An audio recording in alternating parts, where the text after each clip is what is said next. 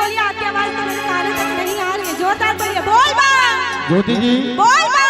आदेश आया है कि 5 मिनट समय है। 5 मिनट तक किसी के मुंह से और किसी के हाथ खाली ना रहे। बाबा बैजूनाथ देखे कि उनके भक्त कितने पगले और कितने दीवाने हैं। कौन कौन एक बार हाथों को उठा करके अगर सच्चे दीवाने हैं, झूठ निकलना कैसे है?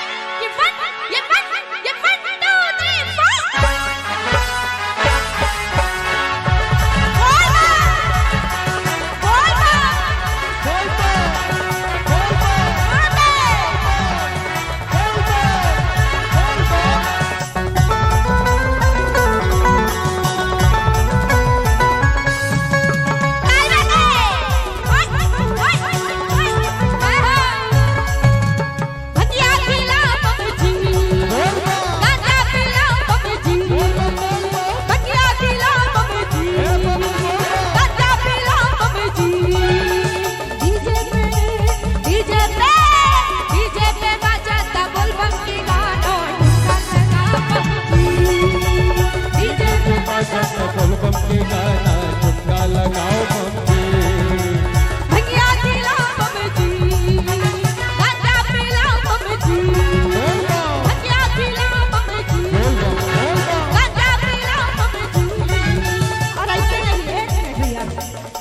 चाहती हूँ ऐसे हाथ पे हाथ धर के खड़े ना रहे।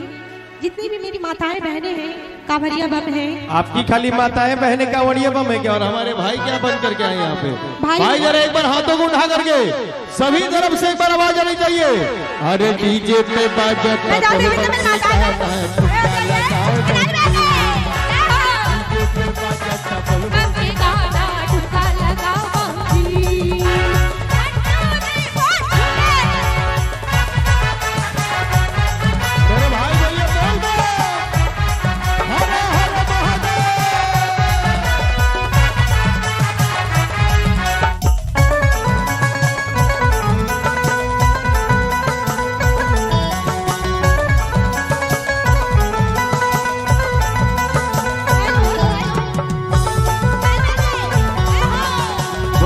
बोल बा।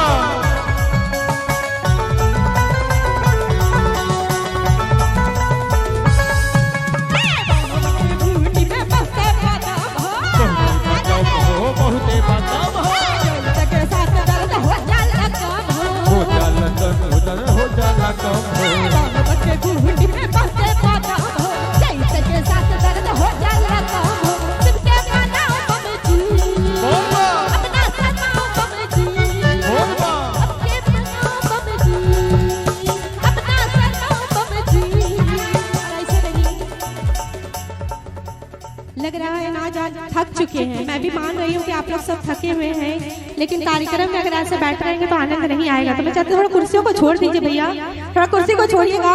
और यहाँ जितनी मेरी चाची भाभी, अच्छा ज्योति जी, आप लोग भी झूम के चलिए। ज्योति जी, हाँ जी, मैं चाहूंगा हमारे सभी किसी कांवरिया बम ने आके कहा था, कोशिश करते हैं हम और ज्योति जी मिल करके। आप सबको अच्छा लगे तो ताली बजा करके गणेश के पापा और गणेश की मम्मी के लिए ताली बजाइएगा। गा हम रहे हैं, हाँ उनकी है क्या? डीजे पे बजाता बम के गाना, डीजे पे बजाता बम के गाना, तुमका लगाओ बम भोले दानी रे भोले दानी, भोले दानी भोले दानी रे भोले दानी, भोले दानी रे भोले दानी, भोले दानी भोले दानी भोले नी रहला की सदा बजा, भोले दानी भोले दानी भोले नी रहला की सदा बजा का प्यारा।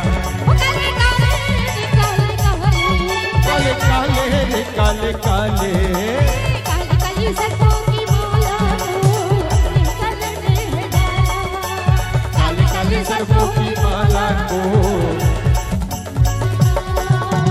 जो चाहे मांगो, जो चाहे ले लो, जो चाहे मांगो, जो चाहे जो चाहे मांगो, जो चाहे ले लो, जो चाहे मांगो, जो चाहे ले लो, हीरा मोती सोना चांदी सब देने वाले। एक मिनट हाँ जी, सब देने वाले तो है, लेकिन हूँ का मांगो तेरे गौरा जी से